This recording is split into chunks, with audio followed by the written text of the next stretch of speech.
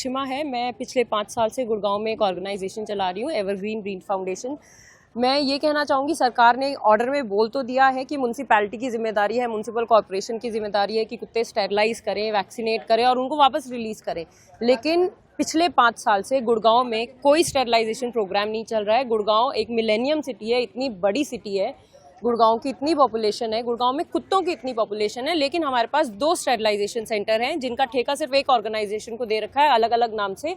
और दोनों ऑर्गेनाइजेशन जो रूल्स हैं, ABC रूल्स हैं, जिनके तहत उनको ठेका मिलना चाहिए, वो कोई रूल कंप्लाई नहीं कर रही हैं। और पिछले 5 साल से गुड़गांव में कोई स्टेरलाइजेशन नहीं हो रहा है। जितनी नसबंदियां गुड़गांव में कुत्तों की हो रही हैं, वो फीडर्स अपने पैसे से, अपने पॉकेट से करवा रहे हैं।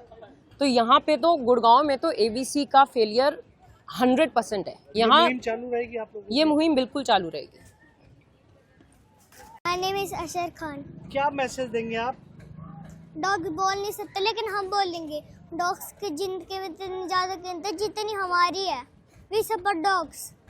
आप अपनी क्लास में भी मैसेज देंगे सभी अपने कलीग्स को, बच्चों को? यस। आप यही मैसेज देंगे? Yes. Thank you, very good. Sapra, मैं भी 10-12 सालों से इसी में सेवा में लगा हूँ। सबसे Gurgaon is a millennium city. 60,000 dogs हैं यहाँ पे, 60,000।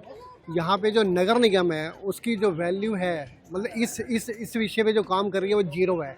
अभी 2-3 दिन पहले भी नगर निगम ने जो यहाँ पे जो जिनको उन्होंने ठेका दिया हुआ है, दोनों को पेनल्टी लगाई है। एक को 19,000 रुपये और दूसरे को 9,000, because they are doing 0, sterilisation 0, vaccination 0। और इतना बुरा हाल कर रखा उन्होंने। इसका जो परिणाम है, सिर्फ ये नगर निगम, मतलब इसी को भुगतना पड़ेगा। और ये हम भुगत रहे हैं, जितने भी फीडर्स हैं जो अपनी जेब से अपनी सैलरी का पूरा हिस्सा लगाते हैं।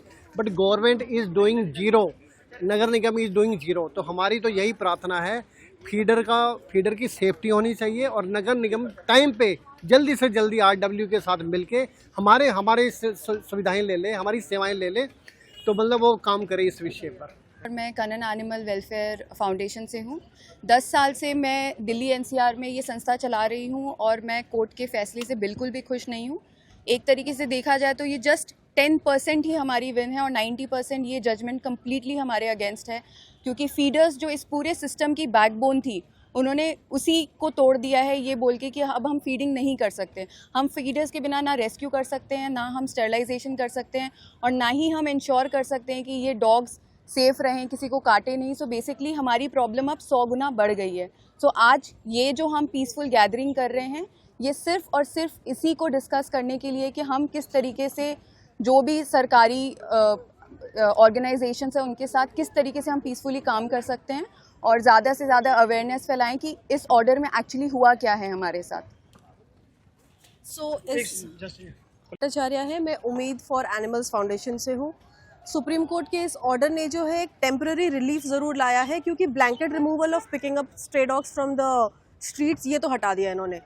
लेकिन उसके बाद क्या, उन डॉग्स को वो कह रहे हैं वो स्टेरिलाइज करेंगे, वैक्सीनेट करेंगे और छोड़ देंगे, लेकिन जो अग्रेसिव और रेबिड डॉग्स हैं उनको नहीं छोड़ेंगे। अग्रेसिव ये जो टर्म है, इसको इन्होंने बहुत ही अनडिफाइंड छोड़ा है। Who is identifying that the dog is aggressive? What is the definition of aggression जो आप कह रहे हैं? उसके बाद आपने अग्रेसिव डॉग्स भरने शुरू कर दिए अपने शेल्टर में, 1, 2, 3, 4 करके 100 अग्रेसिव डॉग्स भर जाएंगे। आपके पास क्या वो रिसोर्स, वो बैंडविथ है उन अग्रेसिव डॉग्स को हैंडल करने का?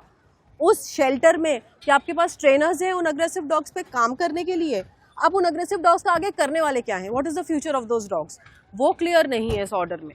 इस ऑर्डर ने फीडर्स के हाथ से एक इम्पॉर्टेंट जो कॉन्स्टिट्यूशनल ड्यूटी फीडर्स का है एनिमल्स को फीड कराने का, वो तक छीन लिया है। कह रहे हैं कि स्ट्रीट में नहीं फीड करा सकते। अरे भाई, कुत्ता जब उस स्ट्रीट में रह रहा है तो वहीं खाना खाएगा ना, वो पेड़ पे चढ़ के थोड़ी ना खाएगा, आपके घर जाके थोड़ी ना खाएगा।